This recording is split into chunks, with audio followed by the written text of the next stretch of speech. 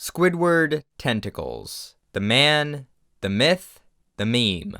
People have often had the impression that the character Squidward from the show SpongeBob SquarePants is arrogant and unskilled, no matter what artistic endeavors he takes on, whether that be the clarinet, dancing, or painting and sculpture. He is famously unsuccessful in the show, and because of this, he is often shown as tired and cynical, a direct contrast to SpongeBob, who is often energetic and optimistic. This contrast is a big part of the show, and of course it had to be maintained, so Squidward would not be gaining any hint of success anytime soon. But I want to analyze Squidward's abilities as a traditional artist anyway, as best as I can within cartoon logic, which means some of my tangents might get pretty far out there, and I'll probably read into things a bit much for some people's tastes, so just keep that in mind before you watch the rest of this video. So what makes a good artist?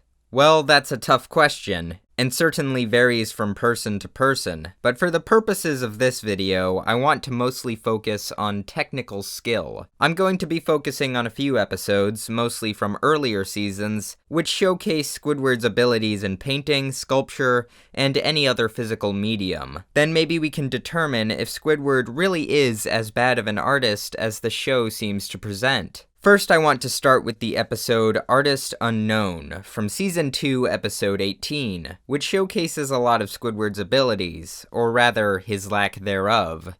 Or does it? The episode, in summary, tries to present SpongeBob as an amazing artist and Squidward as a mediocre, egotistical, and close-minded one. Now, I know this episode is mostly just a story of a self-absorbed, cynical person versus an optimistic, selfless person, and is not meant to be taken literally. But what if we did? Now, throughout the episode, SpongeBob pretty much has the powers of a god. He makes a perfect circle by going through the process of constructing a human face backwards. He makes a mosaic from randomly ripped up pieces of paper, and he sculpts a human figure by tapping a pillar of marble once. All the while, Squidward fails miserably at everything he does, from drawing a basic circle to trying to make a single scratch in a pillar of marble. But is it fair to attribute this to a lack of skill, or more because SpongeBob's supernatural artistic powers are intimidating and frustrating to the point he can't perform normally? Between this, Squidward says that SpongeBob needs to learn the rules of art. Also, people have been harassing me with this image. This is slander. I do not sound like Squidward. I do not sound like Squidward.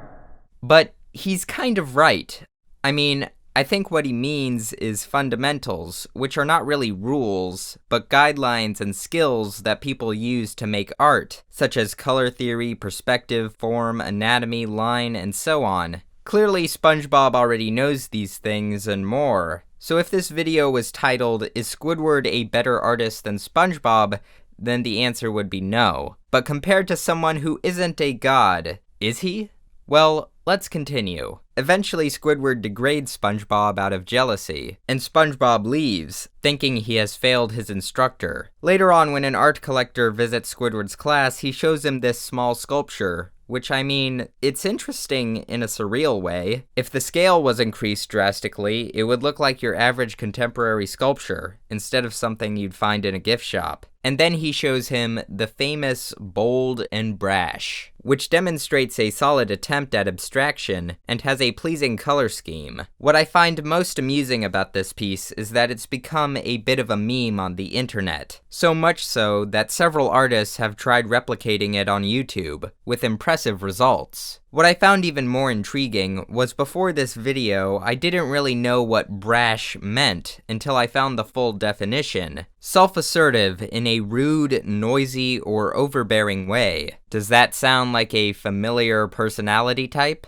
That opens up something strange. Why would Squidward call what is clearly a stylized self-portrait of himself confident and arrogant? Is Squidward more self-aware than we realize? Does his narcissism also come with secret self-loathing? Or did the writers just need a word that rhymed with trash? Probably the latter, but the art collector famously rejects these pieces. More like belongs in the trash! And is attracted to SpongeBob's sculpture. So I guess he just has an affinity for Greek-looking statues, meaning he might have just not been interested in Squidward's more abstract art and wanted more classical sculpture, although he is pretty rude about it. Yes, I understand the irony of that statement on this channel. The art collector then demands more of SpongeBob's art after Squidward accidentally decapitates it, which means he tries to get SpongeBob back. But when SpongeBob returns, instead of using his free, passionate style of work, SpongeBob tries to follow what Squidward taught him. Remember in the beginning when Squidward made that crummy circle? Well, when he legitimately tries to get SpongeBob to do the task, he makes a far better circle. Sure, it looks more like an oval, but that may be because of the angle of the chalkboard.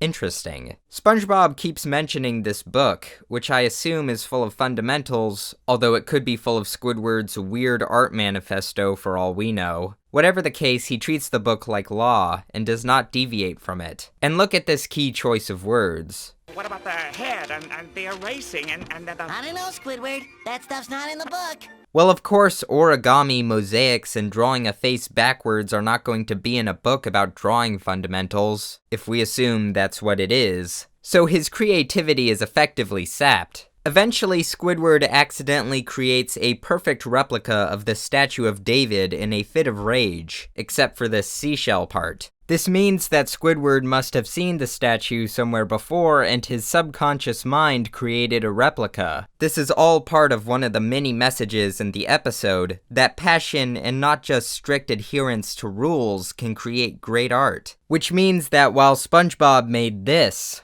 willingly, Squidward made this, accidentally, which means his technical abilities might be more godlike than SpongeBob's, at least subconsciously. It can also be seen in the first minute of Season 1, Episode 23, Squidward the Unfriendly Ghost, where Squidward proclaims, quote, "I have conquered all artistic media." And from the looks of it, indeed he has. From a custom neon sign, to pottery, to what looks like tile, and even a head sculpture. Do you know how long it would take to master like 7 different crafts like this? The impressiveness of the wax sculpture he makes is also not something to understate either. It's almost an exact replica, besides all the angles. It even fools SpongeBob and Patrick, although I don't know how much that counts for since SpongeBob also fell for this, and Patrick's, well, Patrick. Okay, here's where things start to go off the rails. SpongeBob and the rest of the Bikini Bottom appear to live in some kind of subspace dimension that exists both in and out of reality. We can see that the cartoony fish and environment are often contrasted with live-action footage or realistic stills, meaning there's 2 sides to this world, the one that is realistic and the one that is cartoony. When SpongeBob creates his artwork in Artist Unknown, he mostly does work based on realistic human figures, the face, and the statue. That's kind of odd, isn't it? Wouldn't he draw fish people since that's what he's around most of the time? I think most people would agree that it's easier to draw SpongeBob than it is to draw a full human figure. But what if to their world it's the reverse? What if humans are easier to comprehend to the cartoony mind, much like the realistic mind can comprehend cartoons easier? This explains why SpongeBob can draw this with ease, but when he tries to draw himself, as shown in Season 3, Episode 4, it's not nearly as accurate. And in the same episode, the origami and mosaic are close to the same quality. Patrick does an even worse job at drawing Squidward. That would make Squidward's wax sculpture of himself even more impressive by this notion.